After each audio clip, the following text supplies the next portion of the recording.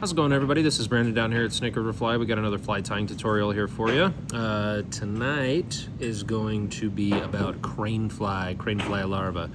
Never mind all the clanging in the back. That would be Miss Peyton reorganizing her playpen for the 14th time today. But in our neck of the woods, we have tons of craneflies, whether they're aquatic or not. But all of the aquatic ones, right?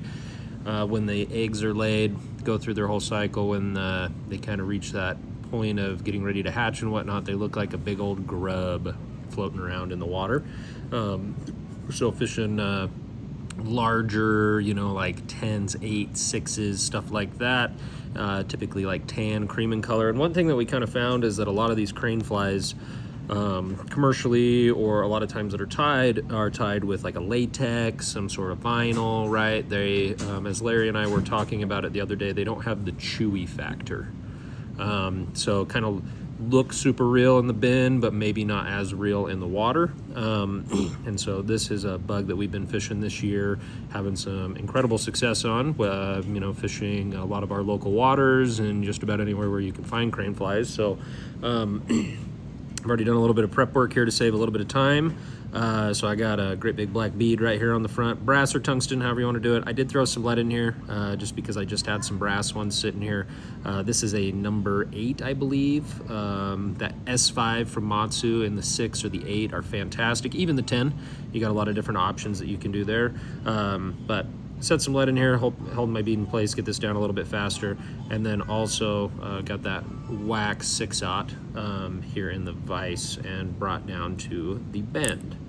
So how we're going to start this guy, besides all this pre-work here, is I just grabbed a small piece of monofilament here just off of a big spool that I had. I believe this is 6 pound.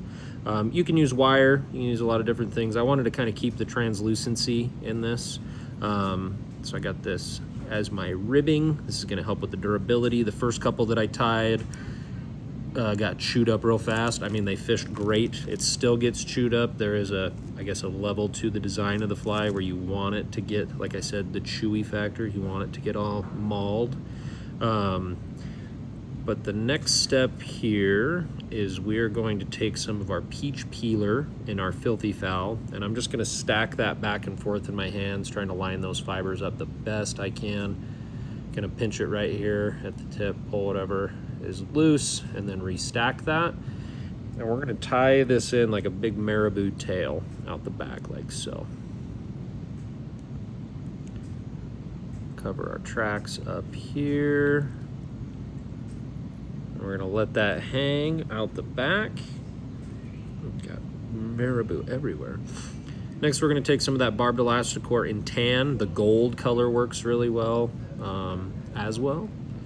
So we're gonna tie that in just here at the back, and then advance our thread up to behind that bead.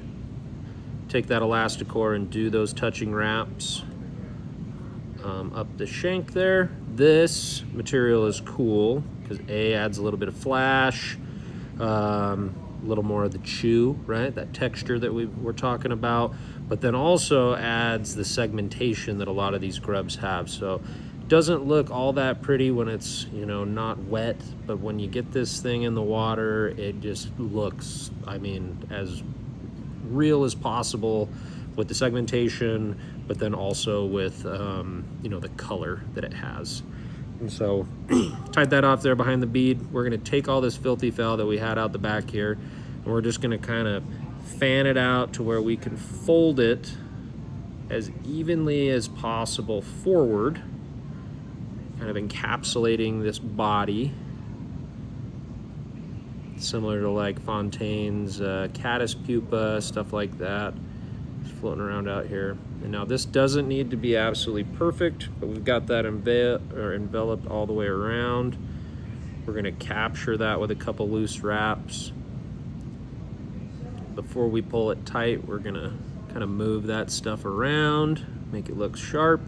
And then all this stuff that's hanging out the front, we're gonna pull it back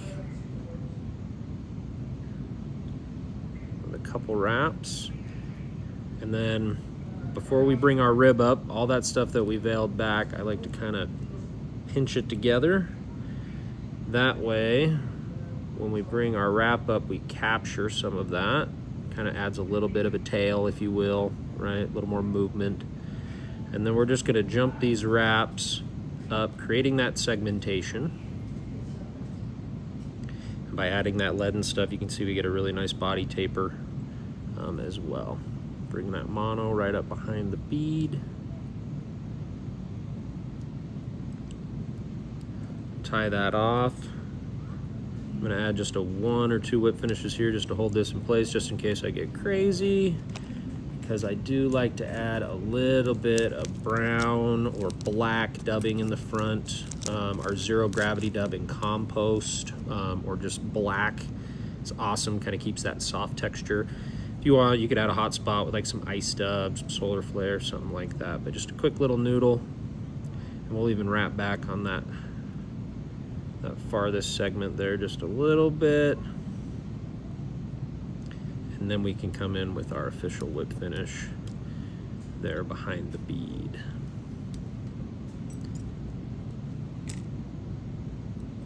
All right, now that you got it all done up there, you can come in and trim out any of your stragglers and stuff. But that is the SRF cranefly larva. Like I said, a bug that we've been fishing as one of our point flies as of late, and getting absolutely chomped out through there. So, what, you got cash? She always needs cash. Sounds like you need to get a job. Fly shop not paying well? But like I was saying, this is a bug that we've been fishing a bunch around here locally. It's been getting chewed on pretty dang good. Fishing it as our lead fly with droppers underneath it. And just about everywhere we've taken it, you know, we've had some success. But in good Snake River fly fashion, just to show you how this thing changes, we're gonna pour a little Miller Lite on it. And dab that thing up. Through there, but you can see how everything kind of comes through with that elastic core, keeps those ridges. As you fish this, right, all these fibrils will kind of get chewed on, taken out. Still has a little bit of movement there in the water, but just a wicked bug all the way around, pretty easy to tie, and fairly durable at the end of the day, relative speaking to what it is tied out of and how it is tied. So as always, we appreciate you guys watching. If you haven't subscribed, hit the bell, like button, leave a comment on maybe what you want to see next, that kind of stuff. Or if you fish crane flies as well. All that stuff helps us out a ton, allows us to keep making these videos and stuff. But at the end of the day, always happy tying and happy fishing.